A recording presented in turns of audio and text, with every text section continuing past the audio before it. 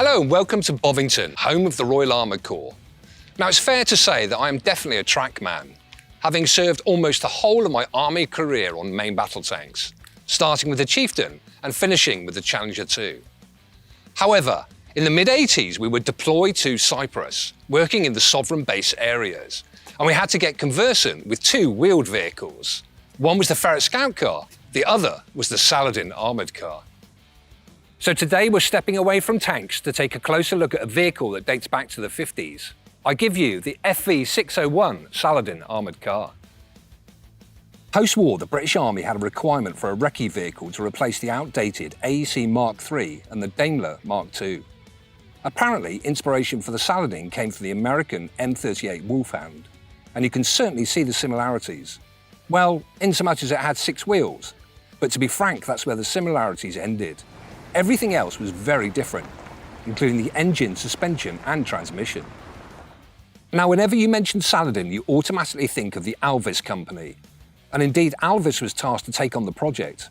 But at the time, they were tied up with an urgent demand for the Saracen armoured personnel carrier due to the ongoing problems in Malaya. So it was actually a less well-known company named Crosley Motors Limited who initially stepped in. And this rarity, believed to be the only one in existence, is the Crosley Saladin prototype. But even before this, a wooden mock-up was built. This mock-up had a turret mounting a 2-pounder 40mm gun, known as Pipsqueak. As you can imagine, this pre-war gun was dated and simply not up to the job anymore, so an entirely new gun was required. Enter the 76mm L5A1, but more about that later.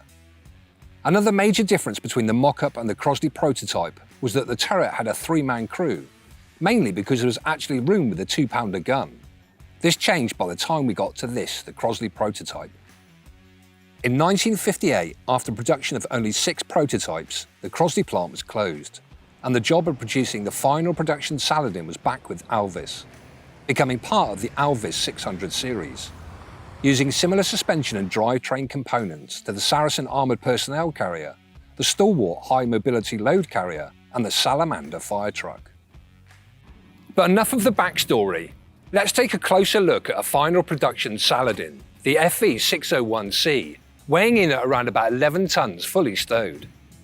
The tyres are run flats, meaning that they could still operate with a loss of pressure. Now interestingly, the Alvis sales brochure does say that the Saladin can run with the loss of up to 2 wheels. What it doesn't make clear is, of course, that these wheels can't be on the same side. The suspension is actually quite complex.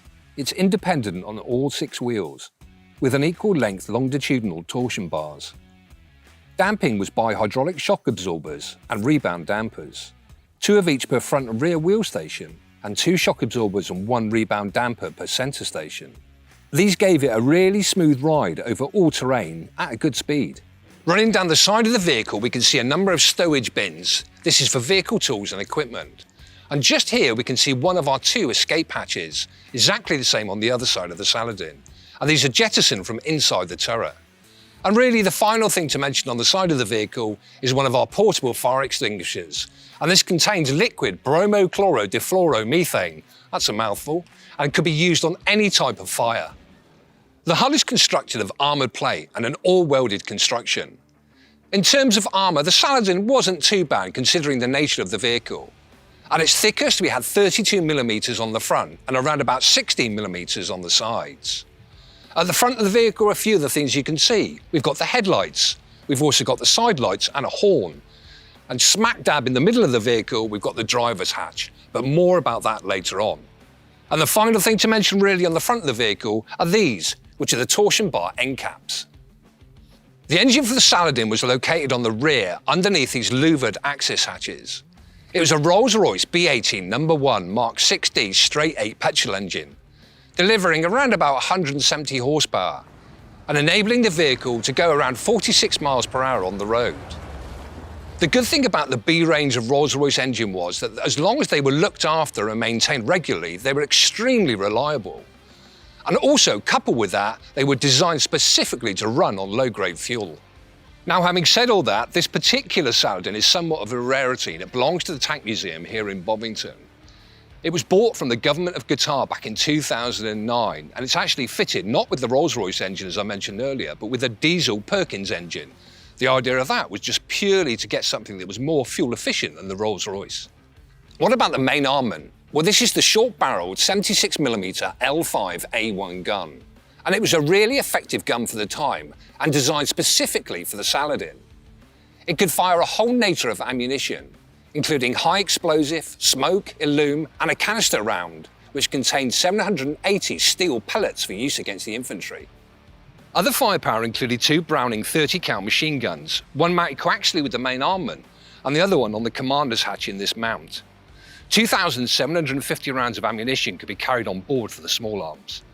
And the final thing to mention, these 2 banks of multi-barreled smoke grenade dischargers, one on either side of the turret. Let's have a closer look inside the fighting compartment. Here we are now inside the fighting compartment of the Saladin, and it was just a 2-man crew inside here. At the moment I'm sat where the commander stroke loader for the main armament would be sat. It does appear there's quite a lot of room, but don't forget of course that we've got no main armament rounds at all at the moment in the turret. Up to 42 rounds could be located and stowed within here in various positions around the turret. 11 of those rounds were ready rounds, and all I mean when I refer to ready rounds is that no matter where the position of the turret was, we could always access at least 11 rounds of ammunition. The controls are very rudimentary for the Saladin. Observation wasn't fantastic. You can see at the moment I'm closed down. Just to my front, I've got 4 number 17 periscopes, so very limited field of view really from there, and only 1 to my rear. Traverse hand wheel just across to the right hand side here. Traverse for the Saladin was manual, but it was servo assisted, so you did have a little bit of help. And really the final thing to mention on here was just across to my left here. They're not fitted on this particular vehicle, but you would have found the radio installation. And that's it for the commander's position. Let's just pop across and have a look at the gunner's position. So I've jumped across now and I'm in the gunner's position. A little more cramped than the commander's, but certainly not uncomfortable. Just to my left here, you can see one of our escape hatches that I mentioned from earlier on, so they can be jettisoned from inside the turret. Some of the controls, across to my left here, we've got the traverse indicator. Directly to my front, we've got the gunner's sight. The sighting system was very rudimentary. ×6 magnification on there with the graphical pattern and just a periscope directly above it. Traverse hand wheel here. Across to my right hand side we can see where the mount was for the coaxially mounted machine gun that we mentioned earlier on, and just to my right hand knee we've got the elevation hand wheel. And really the final thing to mention in the gunner's position was this, the QFC or the quadrant fire controller. And that's it. As you can see, simple and straightforward. Let's now take a look at the final position, and that was the driver. So here we are now inside the driver's compartment of the Saladin, and it's a comfy position. Good viewing position, hatch in front of me. Not so easy, of course, like most vehicles when the hatch is closed, you've just got that periscope to look through. Directly to your front, we've got a steering wheel, much like we had on the Ferret Scout car. Other things there, the pre-select gearbox, just on my right-hand side, we've got the pre-select, 5 gears, 5 forward and 5 reverse gears, and the transfer lever just across to my left-hand side. As far as the brakes and foot pedals were concerned, we've got an accelerator, we've got a brake, and right in the middle we've got a handbrake, which is the ratchet type handbrake. Instrumentation's very straightforward. Across to my left-hand side, we've got an instrument panel, all the normal gauges on there. Fuel, tacho, speedometer, oil gauge, and a few warning lights as well. As I said before, it was a very, very comfortable position, and in itself, the Saladin was actually quite simple to drive, and also quite pleasurable to drive, very good cross-country.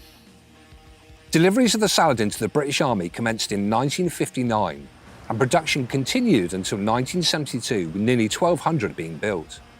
It was a popular vehicle which produced some novel variants, such as the 90mm gun variant, an amphibious version with a folding screen, and a swing-fire missile edition. It was also a good export success, seeing service with around 26 nations. We even saw the Saladin as recently as 1990 during the invasion of Kuwait, fighting against Iraqi forces. But in the British Army, the time of the Saladin had come to an end. It had become outdated, and in 1973 was replaced by a tracked vehicle, the Scorpion CVRT. And that's it from me and the Saladin. Thank you so much for watching. Until next time, take care.